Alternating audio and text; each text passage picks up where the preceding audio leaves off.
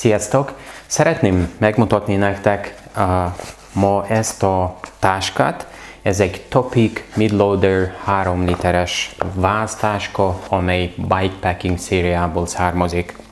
Ugyanilyen táska létezik 4,5 literesben, és meg 6 literesben is, úgyhogy ez a legkisebb közöttük. Ahogy mondtam, ez a táska a bikepacking szériából származik, azaz általában ezt akkor használják, amikor valaki hosszabb túrára megy a bringával, és én is ugyanerre a célra vásároltam meg a táskát, és szerettem volna megosztani veletek a véleményemet a táskáról. Maga a táska jó anyagból készült, kemény és tartós, vízlepergető, vízálló anyag. Két cépzárja van mindkét oldalról, az egyik innen és a másik hátul.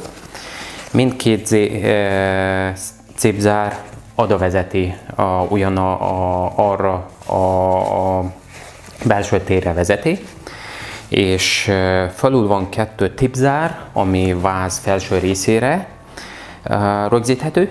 A hátul van egy öv típusú rögzítő, elől is van ugyanilyen rögzítő. Úgyhogy ennyi. Amit tudni kell, és ami számomra jelent hátrányt, az, hogy ha megnézzük bele, akkor van csak egy nagy tere.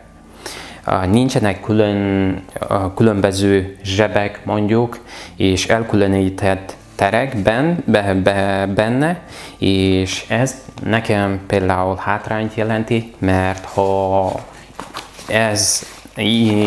én szeretném ide több apróságot tenni, akkor azok mindig egybe vannak, azokat nem lehet elkülöníteni. Azzal kapcsolatban, hogy mennyi fér bele, eléggé szerintem, ha apróságokról beszélünk, akkor eléggé sok fér bele, de attól függ, hogy ki mit teszi benne. Úgyhogy nem túl kicsi a táska, és nem túl nagy is. Ez a méret, ez a 3 literes, az én vázomhoz, amely 53 cm-es, ahhoz éppen belefér. Ennél nagyobbat esélyem sincs oda tenni, mert ha így is, amikor én a táskát ráteszem a vázhoz, akkor a kulacsot nem nagyon lehet használni. Úgyhogy ezen érdemes gondolkozni, ha valaki szeretne vásárolni ilyen táskát, úgyhogy ezeket figyelembe kell venni.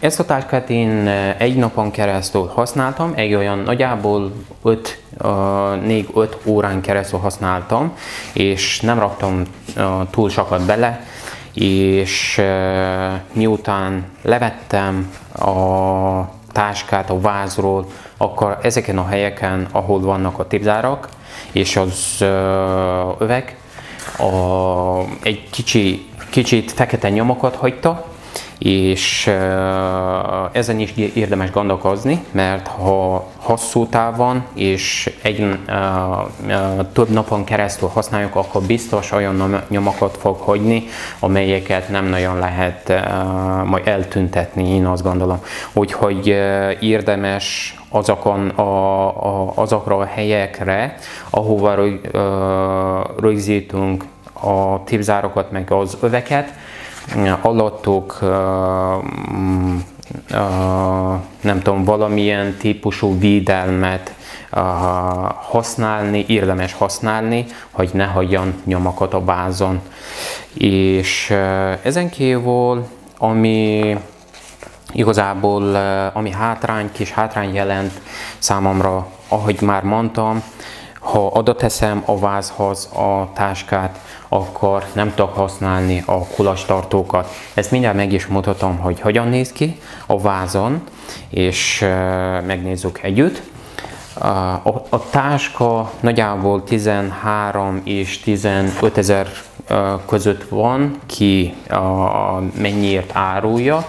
Ezt én olyan 14 000 forintért vásároltam meg.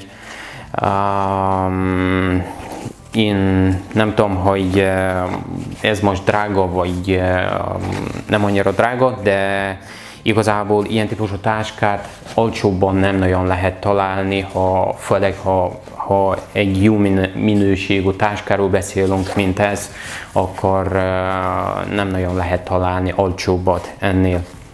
Vagy szerintem akkor most nézzük meg együtt, hogy hogyan néz ki a vázon a táska.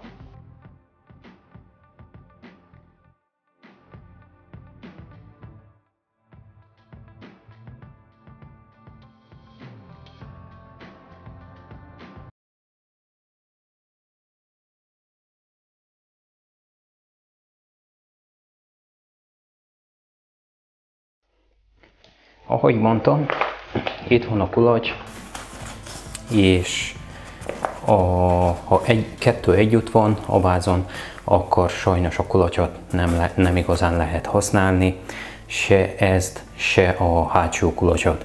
Úgyhogy ezt el kell dönteni, hogy kinek melyik fontosabb. Még ami nem annyira tetszik benne, az, hogy ezt a két felső tépzárt nem nagyon lehet túl szorosan, igazán szorosan rögzíteni, mert mindig mozognak, ez ilyen rendszer, és nem lehet. És amikor rajta van, könnyen lehet elérni a belsejét, igazából mindkét oldalról.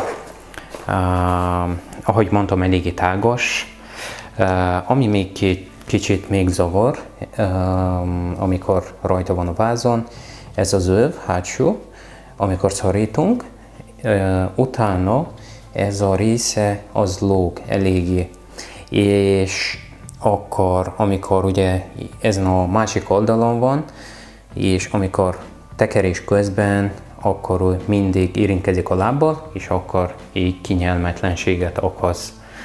Elől nincs ilyen probléma, de hátul van. Úgyhogy így néz ki a táska a vázon. Esztetikailag elég jól néz ki, csak hogy funkcionálisan nem annyira lehet használni más kiegészítőkkel, például a kulaccsal. Még amit érdemes tudni, ahogy látjátok, a táska kicsit egy olyan szög alatt áll rajta a vázon, és ha nehéz dolgokat pakolunk benne, akkor azok a legnehezebb dolgok, azok visszafelé, hátra ugye mozognak, és akkor a menés közben az sebesség alatt akkor egyfolytában ütegetnek a vázat, és ha olyan súlyos és masszív cuccról beszélünk, akkor akár sérülteti is a vázat, úgyhogy ezen is érdemes gondolkozni. Ahogy mondtam, sajnos nem lehet elkülöníteni a cuccokat, a dolgokat benne a táskában, úgyhogy egybe kell tenni mindent, amit szeretnénk oda tenni, úgyhogy ezzel kell boldogulnunk.